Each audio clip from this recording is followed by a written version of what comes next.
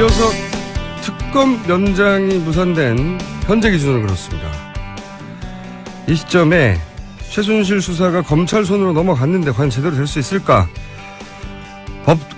국회 법사위 소속의 그리고 검찰 출신 더불어민주당의 백혜련 의원 전화 연결됐습니다. 안녕하십니까?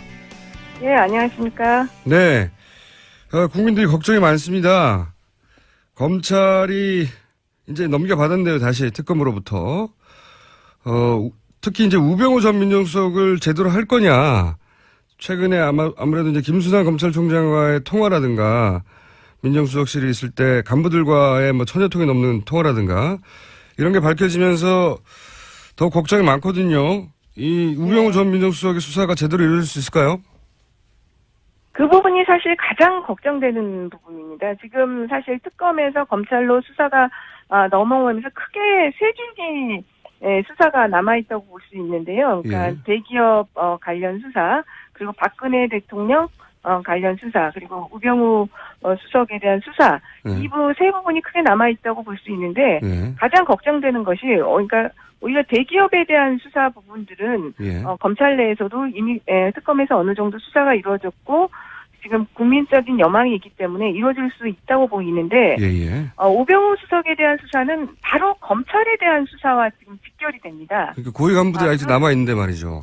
그렇죠. 우병우 수석 당시에 임명된 고위 간부들이 지금 다 남아있는 상태고 특히나 그 정용현의 문건에 대한 수사, 세월호에 대한 수사 이런 것들은 바로 검찰 내부에 대한 수사로 직결이 되기 때문에 검찰이 과연 수사를 잘 해나갈 수 있을지 저도 의문입니다. 그런데 검찰이 또 수사를 할 수밖에 없는 동인도 있기는 있습니다. 이제 그 국민의 어떤 여망, 적폐청산에 대한 여망, 가장 큰 여망, 그것이 가장 큰 동인이고요. 일단은 대선 국면에 들어오면서 검찰 개혁의 이슈가 굉장히 크게 부각이 되기 때문에 검찰도 공수처라든지 수사권 조정으로부터 더 생존을 해야 된다는 그런 문제가 있습니다. 그렇다 보니까 그 부분에 대한 고민들은 있을 것이라고 보입니다. 평상시하고는 다르게 지금 정권도 이양기이고 그리고 공수처 문제라든가 본인들의 권한이 줄어들 수 있는 민감한 사안이 걸려 있어서 검찰 내부에서 제대로 할 가능성도 있다.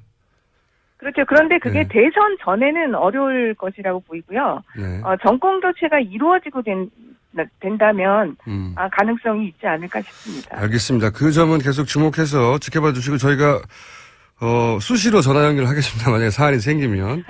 알겠습니다. 또 하나 저희가 궁금한 것이 지금 우병우 민정수석이 그 검찰총장하고 통화한 것에 대해서 검찰총장이 뭐 통상적인 업무적인 대화였다고 하고 1000여 통이 넘는 통화에 대해서도 게이트 이후입니다. 게이트 이후에 1000여 통이 넘는 민정수석실과의 통화도 뭐 일상적인 통화였다고 하는데 검찰 출신으로서 이게 해명이 납득이 되십니까?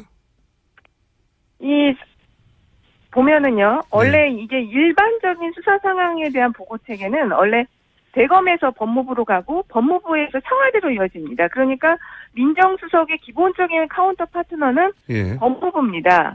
대검이라든지 서울중앙지검, 일선 검찰청은 그 카운터 파트너가 원래의 의미의 카운터 파트너가 아닙니다. 그러니까요. 그래서 우 전 수석 스스로도 지난 10일 청문회에 출석해서 법무부하고는 통화했다 이렇게 밝힌 바가 있습니다. 그러니까 대검과 직접 통화한 것은 정상적인 보고 절차가 아님에도 불구하고 지금 김수남 검찰총장과 또 통화를 했고 또 그 이영렬 서울중앙지검과 통화한 것이 나오고 있지 않습니까? 그것도 그러니까 천통입니다.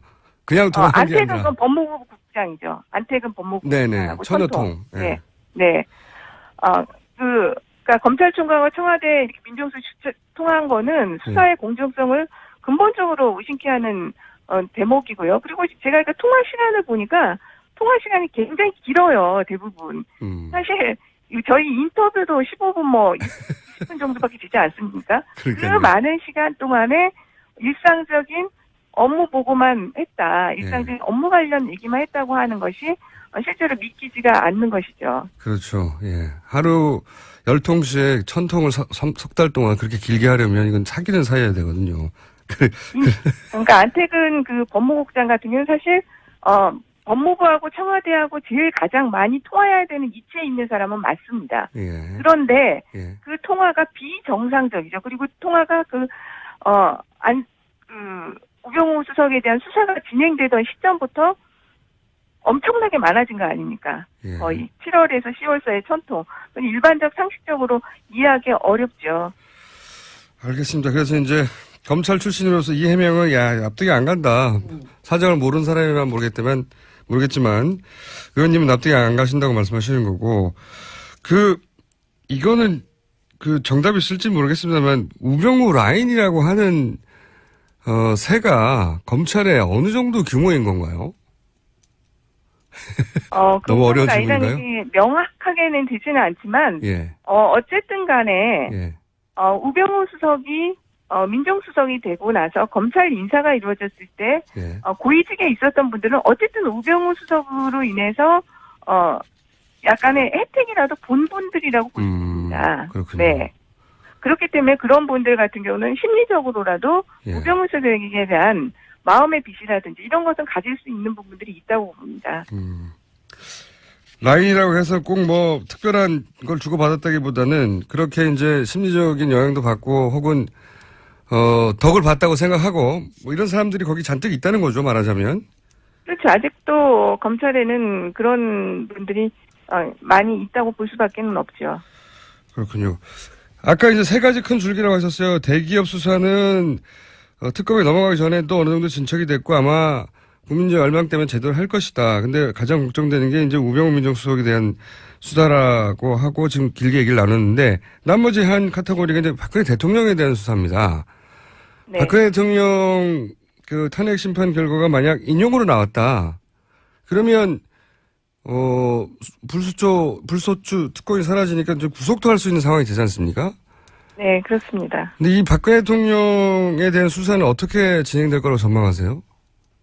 박근혜 대통령에 대한 수사도 지금 검찰 같은 경우는 제가 볼 땐 대기업에 대한 수사 부분으로 시작을 해서 대기업에 대한 수사도 지금 수사 대상자가 굉장히 많습니다. 그렇죠. 그러니까 지금 탄핵 심판이 3월 10일에서 3월 13일 전에는 이루어진다고 보기 때문에 예. 그러면은 대선이 5월 초순경이면 끝나지 않습니까? 약 2달 이제 있는 것인데 검찰에서는 제가 볼 때는 최대한 박근혜 대통령에 대한 수사도 대선이 끝난 이후로 미룰 가능성이 크다고 봅니다. 정치적 부담 때문에.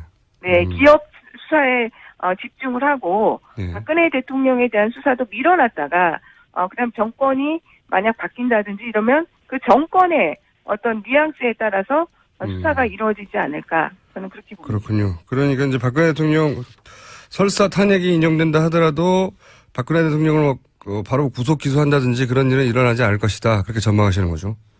그렇습니다. 예. 그러기에는 정치적 부담이 너무 검찰에게는 크다. 이런 뜻으로 이해했고요. 이건 어떻습니까? 공소유지라는 단어가 요즘 최근에 특검이 종료되면서 많이 나오는데 공소유지가 무슨 뜻인지는 저희가 다른 인터뷰 시간에 듣긴 했는데 이게 예를 들어서 이재용 삼성 부회장을 상대하는 경우에 이쪽에 남아있는 특검의 파견 검사가 과연 삼성 이재용 부회장이 분명히 동원할 대규모 변호인단을 대응할 수 있겠는가. 공소유지에 대한 걱정이 된다. 이렇게들 얘기하지 않습니까? 네. 그런데. 네. 그러니까 지금 실제로 이제 특검의 검사가 8명이 남아서 예. 공소유지를 하기로 했고요. 예. 특검보가 또 4명입니다. 충분한 인원인가요? 보시기에? 앞으로 이제 공판이 진행되는 과정에서 추가 인원이 필요할 수는 있을 수 있겠지만, 예. 그렇게 아주 부족한 인원은 아닙니다, 사실. 그래요? 실제로. 왜냐하면 지금, 특검에서도 10명 요청을 했는데 8명 지원했지 않습니까? 그만큼 어느 정도 법무부가 특검의 요구를 수용한 것으로 볼 수 있고요. 예. 제가 중앙지검에 예전에 공판부에 있을 경우는 약 20명의 검사들이 거의 중앙지검의 공판을 거의 담당할 정도가 됐었습니다. 예. 그러니까 그렇게 이 숫자가 아주 공판을 공소유지를 하기에 아주 부족한 숫자는 아니라고 봅니다. 그렇다고 충분하다고 할 수도 없죠. 그렇죠. 공판 과정에서 네. 정말 이재용 부회장이라든지, 김기춘 비서실장도 지금 뭐 11명에 달하는 변호인 구성했다는데 주윤선이라든지 이런, 그 피고인들의 대응 방안, 이런 것들을 따라서 앞으로 추가적인 인력이 더 필요할 수 있다고 봅니다. 알겠습니다. 오늘은 여기까지 하고요. 저희가 이 문제는 오늘 내일 끝난 문제가 아닐 것 같아서 검찰 출신이시니까 저희가 자주자주 연락드리겠습니다. 오늘 말씀 여기까지